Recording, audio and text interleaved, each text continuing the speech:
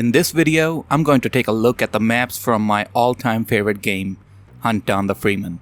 Well, it's not my all-time favorite game, but it is a favorite game. I do genuinely like it, but for all the wrong reasons. It has become this almost nostalgic thing for me that I always come back to one way or another.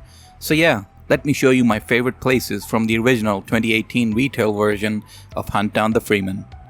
Keep in mind, I'm talking about these maps in terms of visuals, not their gameplay design, and obviously not every map or chapter makes my favorites list, so you'll notice some maps are missing or featured very minimally, especially those maps which are basically reskins of Half-Life 2 maps.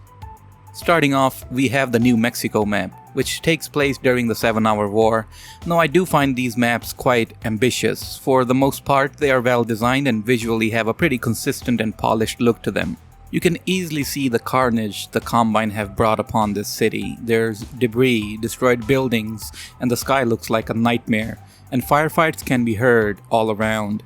The only downside is that regardless of how much you try to visualize it, the 7-Hour War just can't be done justice. That's the whole point of it. It was a global war on such a level that was unprecedented. The sheer magnitude of what occurred during this war can't really be visualized. So with all that said, the Hunt Down version of it is an above-average attempt.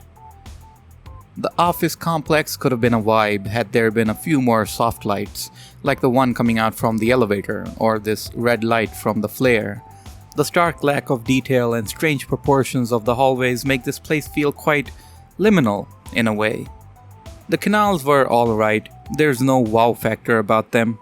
The part with the large arena was nice, but the surroundings left a lot to be desired for. Thankfully, this all got fixed in the latest update the new development team is making. Then from the canals we come back to this city area. This reminded me a lot of Left 4 Dead maps. It might be because of the lighting and how the assets look here. Or that maybe these assets are lifted straight from Left 4 Dead, I don't know. So yeah. It's nice to see a modern city inside a Source Engine game that isn't City 17. The fog effect is dreadful though, really wish it wasn't as broken looking as it is. The subway doesn't have the wow factor either, but the bright and clean textures do give off a nice liminal vibe again. A better use of lighting to have more contrast and shadows would have gone a long way though. Then comes the station itself. I always like the gigantic halls and chambers in games, so that's nice looking here. Although the map itself overall looks like someone's first Garry's Mod map or something. Like, they worked hard on it, but still, there's something off about it. The train map's skybox had a nice warm fuzzy feel, plus the absolute nothingness around us adds into the liminal vibe again. Now this map here got shot to shit by players and critics alike. Not as if the whole game didn't, but this specific map always got the most hate. And yes, while I agree it's not a good looking map, from a very specific angle, it does look quite nice, I guess, especially with that cloudy skybox. But for the map itself, it was a mess of jumbled 3D geometry meshes that looked alien. But this map also gave off like those Maya 3D render photos from the 90s. I don't know if you remember them or not, but basically this map reminded me a lot of like these renders. The factory map is one of the more detailed looking maps, and again, thanks to the skybox, looks very nice. I like the factory silhouette against the sky, and the trees around the area gave off episode 2 vibes to a certain degree. The same map appears at nighttime, and yeah, this one is not good. Simply because the lighting is just off. I mean, it's just monotonous, and the sky is very bland, so overall it doesn't vibe like the daytime one. While I absolutely despised the port map, visually I like it because it reminds me of that one mission from the first Hitman game.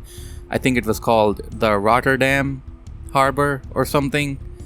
Apart from that, the rain effect was nice and the overall size of the map makes it feel like an actual seaport that I'd get lost in. The ship map is alright. The ship itself is average looking, like the interiors aren't something to like write home about. And the water in the ocean looks super fake and weird, like it looks like it's from a game from 1998 or something. This whole section also got shot to shit because of how bad it looks. But personally, I like it.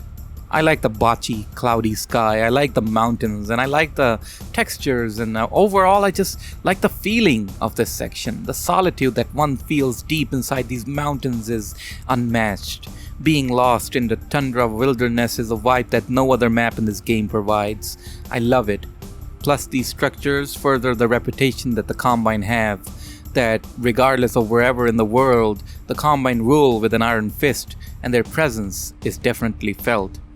The giant walls and gates towering over you brings in this feeling of dread that I like. The factory looks like it's a Gmod map from 2010, and that's pretty much all I have to say about it. This part where we have to jump on top of a train is a sudden shift in tone and mood, heavily reminds me of episode 2 maps. Now the game has City 17 maps that are basically the Half-Life 2 maps, but then there's this. It was wild to go between them, but hear me out. If you just angle it right, these maps also have something to give. Depression, but also they aren't as accurate as they could have been to the source material. They still do a great job at the tone, the atmosphere, and the texture work. Just good enough. But better brushwork along with less bloom would have gone a long way here. The Ravenholm forest bit looked like a cheap knockoff of a Left 4 Dead map. There isn't much to talk about here. It's mostly bland and uninteresting and dark and monotonous again. Then this new part of Ravenholm looks nothing like the Half-Life 2 Ravenholm, but on its own, I liked the dreamy color grading and the skybox here, plus the brick textures and small roads gave this part a unique personality. The caves part was again nothing special, apart from this giant area, I kinda liked this, and this part at the very end of this section. Oh yeah, this is what I'm talking about. From the caves and tunnels, we end up in this relaxed looking place, the little lake I guess, its reflection, the overall weather, and like the general vibe of this place was so relaxing. The rest of this map feels like a cheap knockoff of episode 2, but the mood is what redeems it. On our way to Nova Prospect, we go on this road, and yeah, this is bad. But again, it's so bad that it's good for me. The lack of any lights, the awkward textures, the strange geometry brushes, it all forms together to make this dreamlike, unfinished map. The entrance to Nova Prospect looks way off than what I would imagine it, like if we go on the source material, but on its own I think it looks very menacing and gritty. Same story inside, a lot of it feels, well, not feels, it is empty, and that's what I kinda like about it. Empty giant chasms and halls, and it all looks depressing as hell. And right after that is the prison area, which I think is one of the more better looking maps in the game. Like genuinely, it has some nice lighting effects and pretty decent detail in the maps. It has this haunting visual atmosphere that is unfortunately ruined by bad gameplay design. But I digress, I'm not here to talk about the gameplay. Right after this is another hilariously strange change of tone and atmosphere. Like in the prison it's dark and gritty, and then bright sunny day in the forest. For the forest map, it isn't half bad, but again, nothing to wow at. The final map in the game does have its merits. The lone structure at the end of this walkway looks scary, and the overall mood and tone is great. I feel like whoever made this map was a big fan of Unreal Tournament, because this reminded me of that map called Facing Worlds.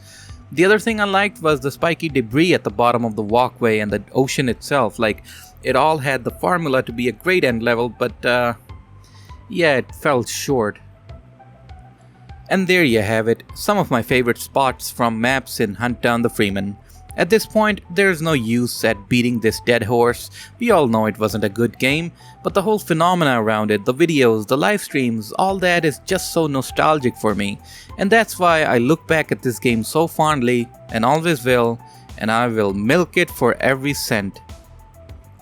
Thanks so much for watching, and a big thanks to these benefactors for supporting the channel. Pujo, Dream Vikings, Mervin Noah 213, Alexi, a Nose 98, Unusual, Taylor, ATSF GP30, A Normal Street Lamp, Mistress Pabon, G-Out, Nobody Important, TS Stromer, Scary Stalker, It's Juro, Scooms, Quandale Hazard, Imperial Embers, TY301, Jack5282, Lucky You, Quiltman, 501st Clone Boy, TTG, Robocop, Noel, Tedosaur, Lambdray, Roadkill, Walter, Hawk Assault, Jelen, TRR Droid, and bipull it. Thanks again, and I'll see you in the next one.